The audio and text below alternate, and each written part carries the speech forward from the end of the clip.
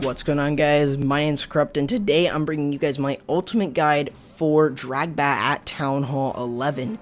Now, this is going to be different than Town Hall 10, because this time you can use an Electro Dragon to set a funnel, but you can also now use the Grand Warden to help your attack go through the base with his Eternal Tome ability and also his Life Aura. Now remember, when you are looking at base designs, you have to first notify exactly where all that splash is. So what makes this different at Town Hall 10 is because now you have to deal with an Eagle and also 5 Wizard Towers, which really makes this strategy a little bit more difficult. However, the bats don't have to get a huge amount of value to really do well. Most of the time, you are going to be able to get the 3-star in these cases, but still, you can still fail with any attack. You just have to plan it out really good to start going through different type of bases. So what we're going to do is we're going to start with base identification, and then we're going to go into breaking down the entire attack strategy, which includes the bats. Now, when you guys are taking a look at different base designs, you want to take a look at it and say, alright, where are the sweepers, and also where's the splash? If you see that the splash is kind of like in the middle and also on the sides, on the top and bottom of it and in the middle, it may be really difficult to do a DragBat, and I would highly encourage that you don't do it on those type of bases. But usually if you see it where you can enter into an area that you can get a good chunk of splash, then that is a really good idea. So sometimes you may want to consider, attacking from the splash area, because that's where you usually really want to go from. You want to try and get as much splash as possible, so then on one side of the base, your Sui hero, if it's still going, or if you have a few dragons and the Stone Slimer going that way, then you really want to be able to use the bat spells on the opposite side where there may be splash. So you really want to make sure when you guys are really looking at that. Now, let's go ahead and start breaking down this attack after we really take a look at different base designs. Remember, you don't really have to get the Eagle or anything.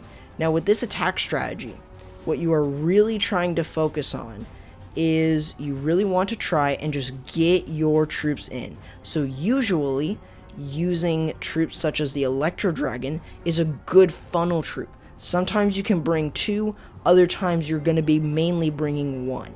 I've only seen a handful of people actually bring 2, so it's usually not a good idea, and I would highly encourage you guys only use 1, since that 1 Electro Dragon will be completely fine.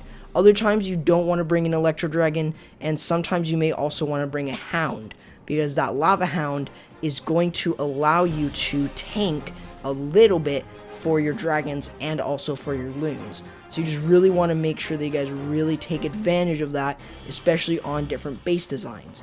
When you use that Hound, you're going to try and charge into 1 air defense that you know that you can take out really easy with the dragons as they start going through, so that then that Hound could tank long enough for the dragons to get to it and possibly even tank just a tad bit more or soak up any traps.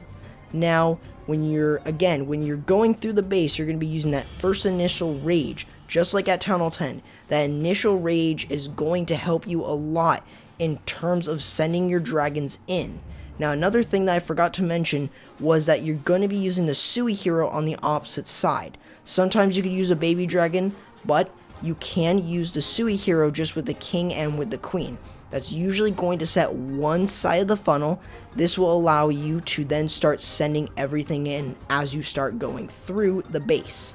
So usually using that one Electro Dragon and the Sui hero will allow you to get a good funnel set, so then most of your dragons enter into the base.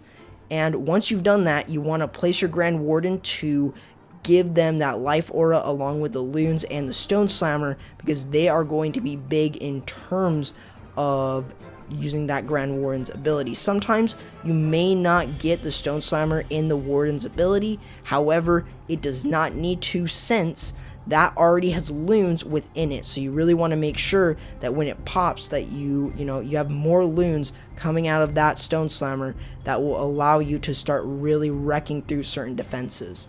Now sometimes you may bring 2 free spells, which is usually a good idea. And when you use 2 freeze spells, you're going to try and freeze it over splash like a multi-inferno or a wizard tower. Again, it depends. However, sometimes, you know, you may want to use something different in terms of, you know, do I want to use the freeze on a multi or on a wizard tower? It depends on where the bats are going to go to next and what you think that they should take out as the dragons go through. Now, when you are going through the base and when that stone slammer does pop, you don't have to use a haste, you don't have to bring a haste or anything, but when you use the bats, you want to use them in a specific order. Rage, bats, freeze. You want the bats to go before the freeze because the freeze will last longer and the bats will already be spawning as the freeze duration is still going, and even as it's starting, the bats will be able to accumulate really quickly and take out the splash building. So usually you want to use that bat bomb to really hammer and take out those splash defenses. Don't worry about using free spells on stuff like expos and air defenses because they will be able to clear them out themselves. So it's a really neat way of really doing it. Sometimes you may see where the base will have 2 multi-infernos right next to each other. Usually that's a really good base to hit with this one, since you can actually use the dragons to go straight onto that side. Just make sure that if you are going in where that air sweeper is pointing to, you want to make sure that some of those dragons do get pushed onto that side and a few of the other dragons get pushed onto the other side as they start moving through. You also want to make sure that you guys bring a hound sometimes if you see that. Just remember that hound is going to be in there to charge into the base. Once you've done that, you should be able to really easily get a 3-star sometimes. Usually some base designs are going to be able to defend the DragBat. I'm terrible at DragBat, especially in war. I seem to have a really low hit rate and it's just very difficult for me. However, it is a very strong strategy still, and I'm still trying to improve my air attacks, including the DragBat. So it's definitely something that you guys should really try out, and definitely let me know if it does work for you guys. And if I did miss anything, please let me know. But other than that, there you guys go. That is going to do it for the video. Hopefully you guys did enjoy.